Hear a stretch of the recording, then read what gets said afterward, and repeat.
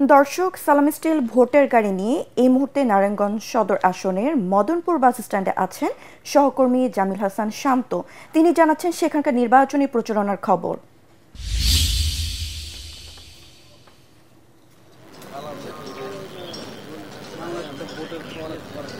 মারিয়া, বর্তমানে আমরা অবস্থান করছি নারায়ণগঞ্জের মদনপুর বাস স্ট্যান্ডে।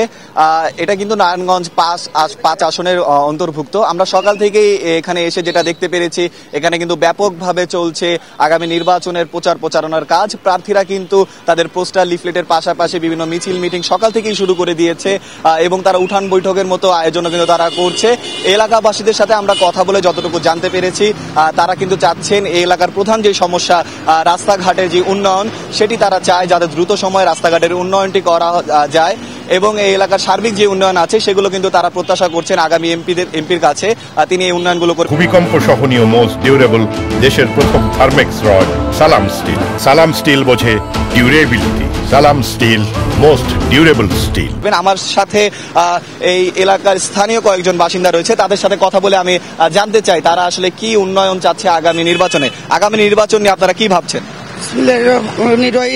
আমরা চাই এই সরকারের অধীনে সুস্থ গ্রহণযোগ্য সব দলের অংশগ্রহণ একটি নির্বাচন হবে, যাতে করে আমাদের দেশে রাস্তাঘাট সবকিছু উন্নয়ন হয়। মদনপুর থেকে বন্দর পর্যন্ত, মদনপুর থেকে বস্তল পর্যন্ত 2টি টানা রাস্তাঘাট, অনেক আমনের বিচ্ছল গাড়ি ঘোড়া চলতে পারে না। আমরা যেমনটা শুনলেন মারিহা, এই এলাকার স্থানীয় বাসিন্দারা কিন্তু একটি সুষ্ঠু এবং সুন্দর নির্বাচন প্রত্যাশায় রয়েছেন। তো এই ছিল নারায়ণগঞ্জ মদনপুর বাস স্ট্যান্ড থেকে নারায়ণগঞ্জ 5 আসনের সর্বশেষ ভোটের খবর।